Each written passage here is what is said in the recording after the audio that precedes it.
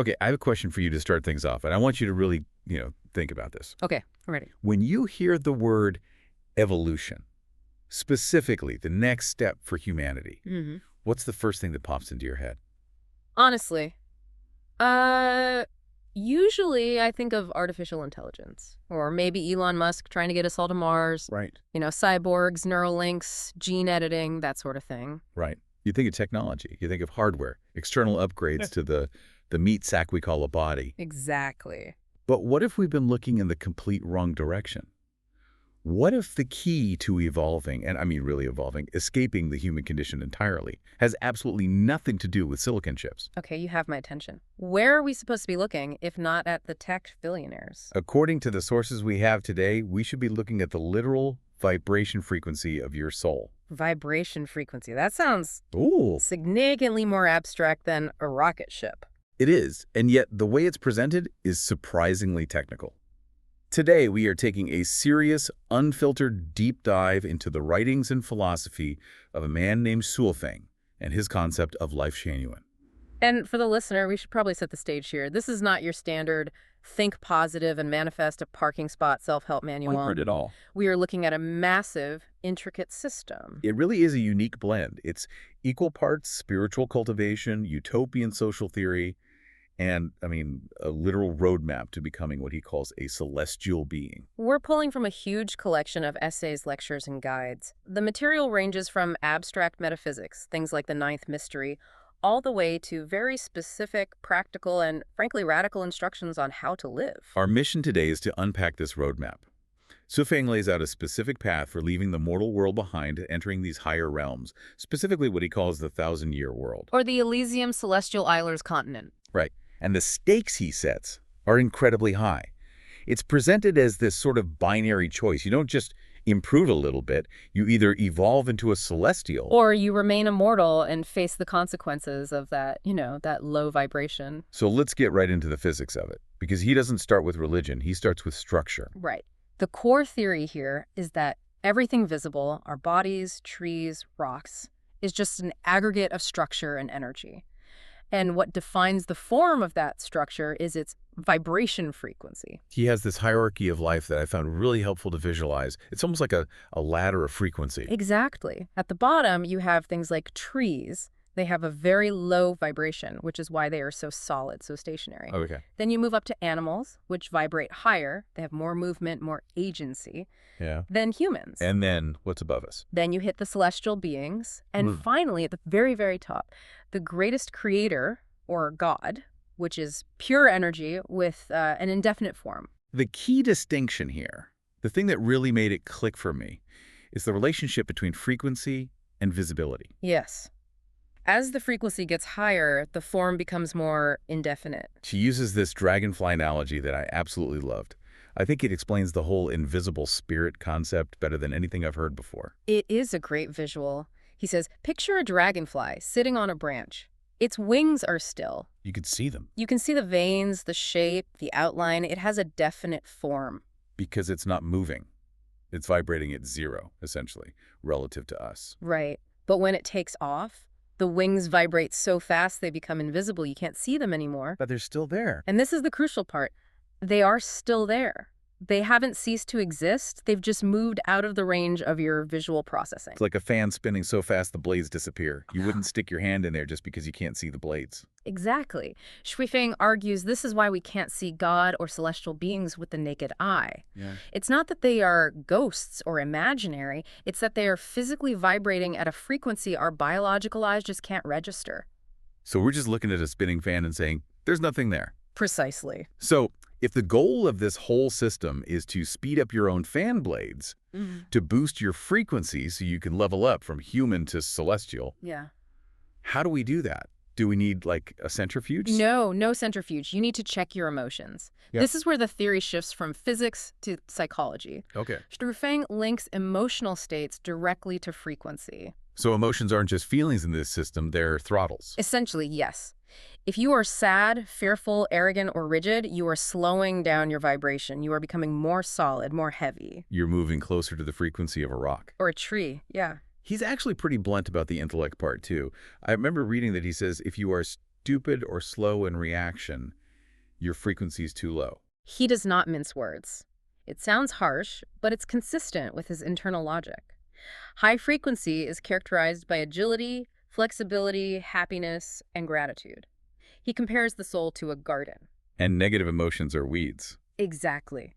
The more weeds you have, the denser the garden and the slower the vibration. To become a celestial, you have to weed the garden completely. Okay, so if you're happy, you're literally vibrating faster. That's the metric. But let's get into the how. He doesn't just say be happy, which is good because that's terrible advice on its own. No, he doesn't. He gives a specific 3-step plan to become a celestial being. Yes, and this is where we start moving away from standard self-help and into the deep end of the pool. These steps correspond to different worlds or realms of existence you can access. Walk us through step 1. Step 1 is to abandon trouble, pain, and fear. You must live a life of pure happiness. If you can achieve that, just being happy and fearless, you reach the standard of the 1,000-year world. Which sounds lovely, but also incredibly difficult. Just abandon fear. Most of us worry about rent or health or our kids. I know. It's not like we choose to be afraid. And that worry is exactly what keeps you anchored in the mortal world. But step 1 is just the warm-up. Step 2 is where it gets philosophically heavy. Step 2. Step 2 is that the mind must abide nowhere. Abide nowhere. That phrase comes up a lot in the sources. Let's unpack that. What does it mean for a mind to abide nowhere? It means radical non-attachment. And I mean radical. You cannot be attached to any form or concept. Like what? You can't be attached to your country, your religion, your political party, your money. Even your family? Even your family, especially your family, actually. We'll get to that in a minute. But the idea is that you have to be completely carefree, drifting like a cloud, following predestined relationships. There's a quote in the text. You are a celestial being when your mind abides nowhere. It feels like he's asking you to unhook yourself from every single anchor that defines a normal human identity. That is exactly what he is asking. Think about the physics again. If you are anchored to your identity, I am a doctor, I am an American, I am a mother, you are heavy. And if you are heavy, you vibrate slowly. Exactly. To abide nowhere is to be weightless. And that gets you to the 10,000-year world. And then there is a step 3. The super celestial being. This is the highest level. Here, the soul is totally unconstrained by emotion. You live entirely in nature, you are flexible, and according to the text, you possess 64 magical powers. 64 magical powers. Okay, that's specific. Does he list them? The sources allude to them, but the focus is really on the state of being. And to prove this transition is possible, he brings up a really interesting historical theory. He talks about the 9th mystery. This is about the Maya civilization, right? Right. He addresses the historical mystery of why the classic Maya civilization seemed to suddenly disappear or collapse. His theory is that they didn't die off, they didn't get conquered. What then? They collectively raised their vibration level. So they pulled a dragonfly. Essentially. He claims they reached a point of conscious evolution where they became invisible to those vibrating at a lower level. They crossed the barrier into the spiritual world while still physically being here, just lighter. That is a fascinating take on history. Yeah. It turns a collapse into an ascension. But here's the rub. If we want to achieve this, if we want to vibrate out of here, like the Maya's Waving says, we have to make some radical lifestyle changes. All right, yeah. And this is where we hit the most controversial part of the sources. The anti-marriage stance. Yeah. This isn't just maybe stay single for a while. This is a total rejection of the nuclear family. I think is fundamental to his worldview. Right. Cui Feng argues that marriage is a design of the devil. A design of the devil. That is a heavy accusation. He views marriage and the traditional family structure as the primary trap, the heaviest anchor that keeps humans stuck in low vibration. He says it breeds jealousy, selfishness, and suffering. He uses that analogy of the environment that really stuck with me. He says trying to become a celestial while living in a traditional family is like sitting on an egg and trying to hatch a chicken. Right. Or trying to find bees in a garbage dump. The metaphor is brutal but clear.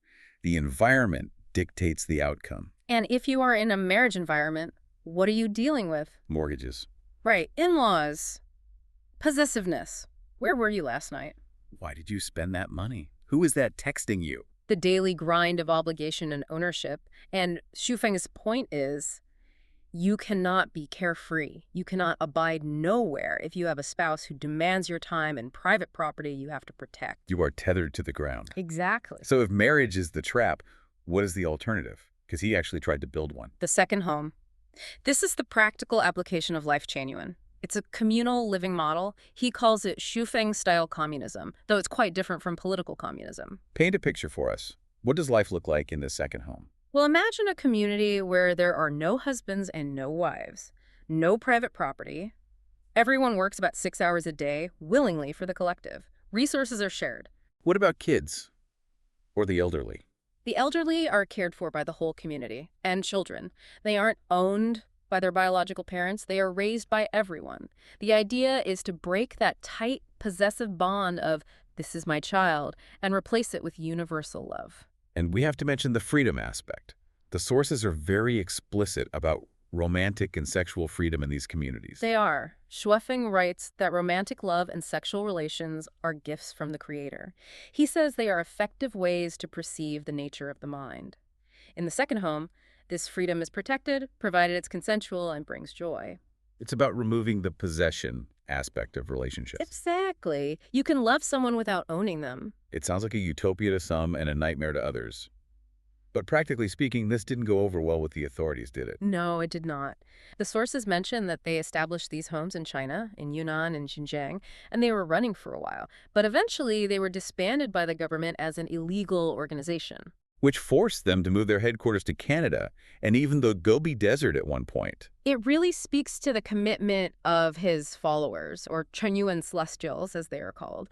They are willing to uproot their lives, leave their families, and move across the world to find this environment where they can cultivate this high frequency. They really believe that the family is the thing holding them back. You know, speaking of commitment and making hard choices, there's a concept in the text called the fuzzy swamp.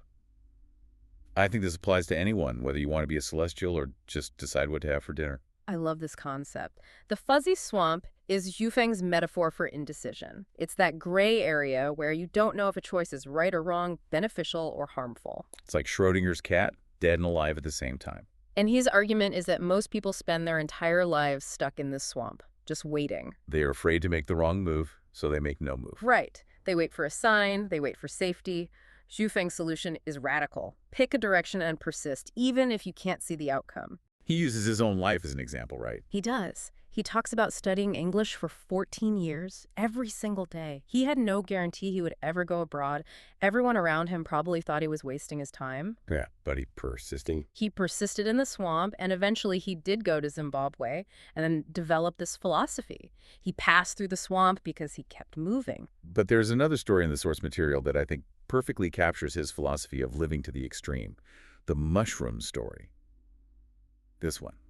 This one blew my mind. It is quite vivid. Vivid, it's terrifying. So he recounts a time he and his partner, A Huang, ate wild mushrooms. Right. And clearly they were not the culinary kind. These were poisonous. Violent illness, vomiting all night, dizzy, diarrhea. It sounded life-threatening. Now, a normal person, you or me, we call 911 immediately. Of course. Or at least we go to urgent care. But Zifeng didn't. He says it was too expensive to call an ambulance, so they just drank salt water, purged, and basically prepared to die. And they didn't die. They survived until morning. Now, if that's me, I'm taking the week off, I'm recovering, I'm traumatized. What does he do? He gets up and makes breakfast for his guests. He makes breakfast. Look at his interpretation. This is the key. He doesn't see it as a tragedy or a near miss. He sees it as living to the extreme. How so? He says he's grateful just to be alive, so why waste time sleeping? He views surviving that ordeal as a form of intense living, almost like a soldier surviving boot camp. Living to the extreme, exerting to the extreme. It's this idea that you have to squeeze every drop out of life. And that brings us to his view on wealth, which is completely upside down compared to how we usually think. It is very counterintuitive. In many spiritual traditions, and definitely in modern society, being born rich is seen as good karma or a blessing. Shifeng flips that completely. He does. He cites the Bible, the camel, and the needle. He argues that being born rich or powerful is actually a punishment. A punishment. That's a hard sell for most people. But think about the goal. To become a celestial. To abide nowhere. To be weightless. If you are rich, you have massive anchors. Assets to protect, status to maintain. People who want your money. It is incredibly hard to be carefree when you are a CEO. So real dignity, in his view, doesn't come from your bank account or your job title. No, it comes from strength, internal strength, capability, the ability to survive the poisonous mushrooms and still make breakfast. That is dignity. Because that is something no one can take away from you. Exactly. That's a powerful reframing. Now, before we wrap up, we have to touch on the science. Because Yufeng doesn't just rely on metaphors, he tries to ground this in physics. He talks about the angel particle. This refers to a real scientific discovery, Majorana fermions. They were found by a physicist named Zhang Shusheng, and the media dubbed them angel particles. Okay, layman's terms, what makes these particles special? In standard physics, you have matter and antimatter, and usually when they meet, they destroy each other. Boom, gone. But Majorana fermions are unique because they are their own antiparticles. They're their own opposite. Exactly. They exist in a stable duality. They don't self-destruct. And how does Shufeng interpret this? What's the leap? He takes it as physical proof of the existence of celestial beings.